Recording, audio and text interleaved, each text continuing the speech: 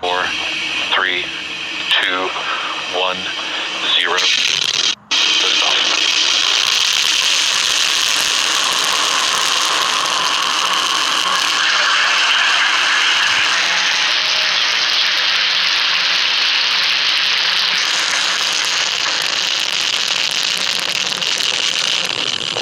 Oh, there it is, yeah.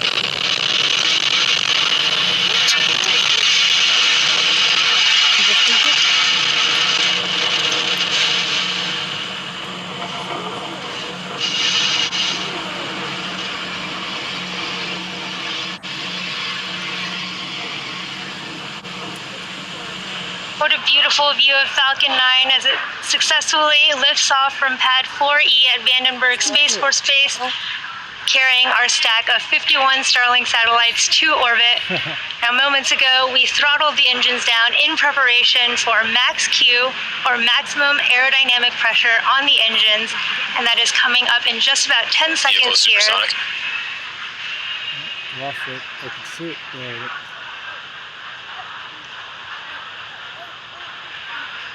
Max Q. The camera. We did just pass through max Q, and in a minute we will have 3 events happening in back-to-back in rapid succession. And that's main engine cutoff, or MECO, stage separation, and second engine startup 1.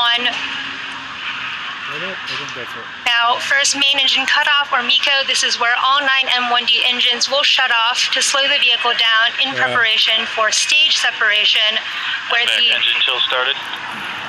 Where the first and second stage will separate, with the first stage making its way back down to Earth for landing, and the second stage continuing on its journey to the third event, or second engine startup 1.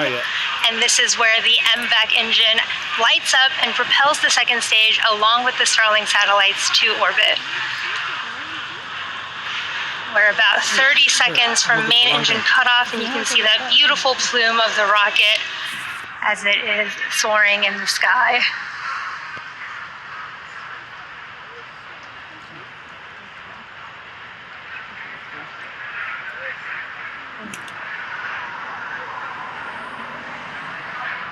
See up there, it's about the moon.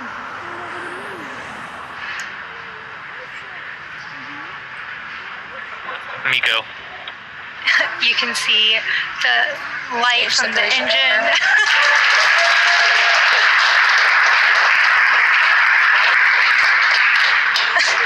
The light from that first stage engine cutoff. MVAC ignition confirmed. For main engine cutoff, you saw the successful stage separation, and the second stage engine has started up from those live views on your right there. That is separation confirmed. the Merlin vacuum engine, and here we are waiting for fairing separation.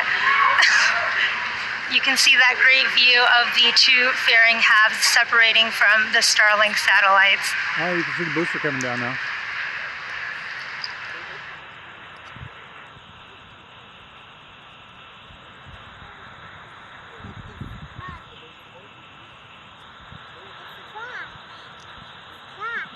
This thing is hauling ass. It's not going to crash. It's the top part is still going, and then Today's flight marks the 24th time SpaceX has reflown the Falcon fairing halves since November of 2019. And again, this was our second flight for one of the fairing halves and a third for the other half.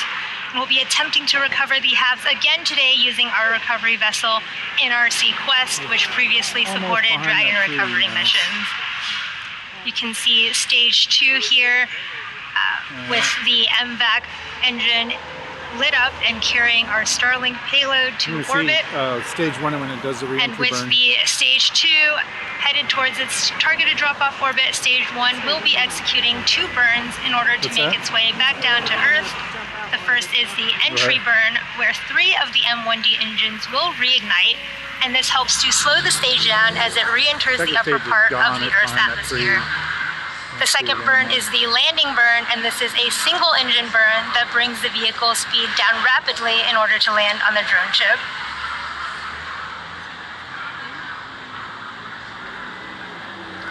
If you're just catching up with us, we had a successful launch of Falcon 9 from Vandenberg Space Force base, Slick 4E, and you're looking at a live view of Falcon 9's second stage as it delivers our Starlink payload to orbit.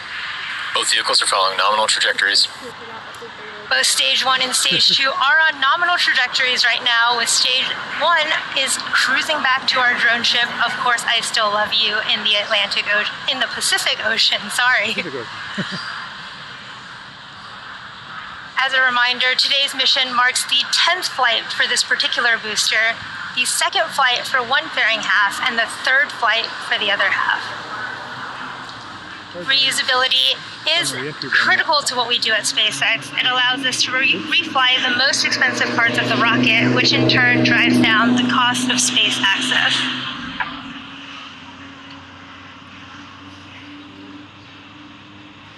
Now the Stage 1 entry burn should be coming up here in a little under a minute, and this will be a 20-second burn of that first stage. Some of you may know that Falcon 9 is named after the Millennium Falcon from Star Wars, and the number 9 indicates the number of Merlin 1D engines on the first stage. The Merlins on the first stage are optimized for sea level, and these achieve 190,000 pounds of thrust during ascent and descent.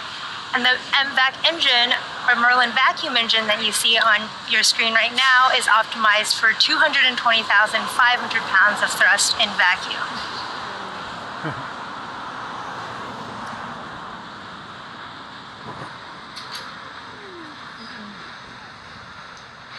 Is that it?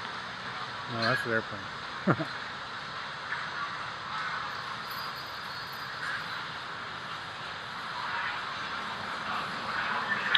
Stage 1 entry burn startup. Okay, here we go. What a cool view on your left of the Stage 1 entry burn startup there.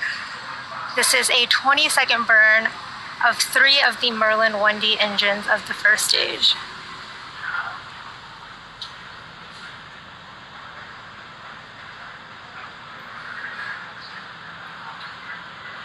I can't find it.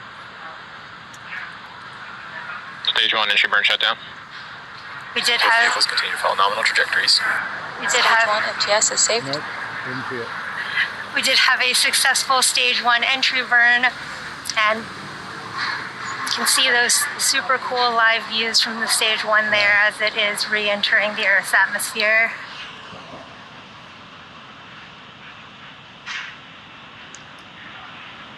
We can't quite make it out from those Stage 1 views, but there is a lot of soot on that first stage of the booster, and that is because the rocket-grade kerosene, or RP1, that is used as a fuel on Falcon 9 is carbon-based, and when it burns, it generates that Stage 1 soot. transonic. And then as the booster approaches its landing site during descent, it does this long re-entry burn, which we just saw, that slows it down prior to re-entering the atmosphere. And when it re-enters with its engines first, the booster actually flies through its own plume, which deposits the soot on the rocket. Now, Stage 1 landing burn should be starting here very shortly. Stage 2 FTS is saved. Stage 1 landing burn has just started. That is our drone ship. Of course, I still love you in the Pacific Ocean. Let's see if it's last video.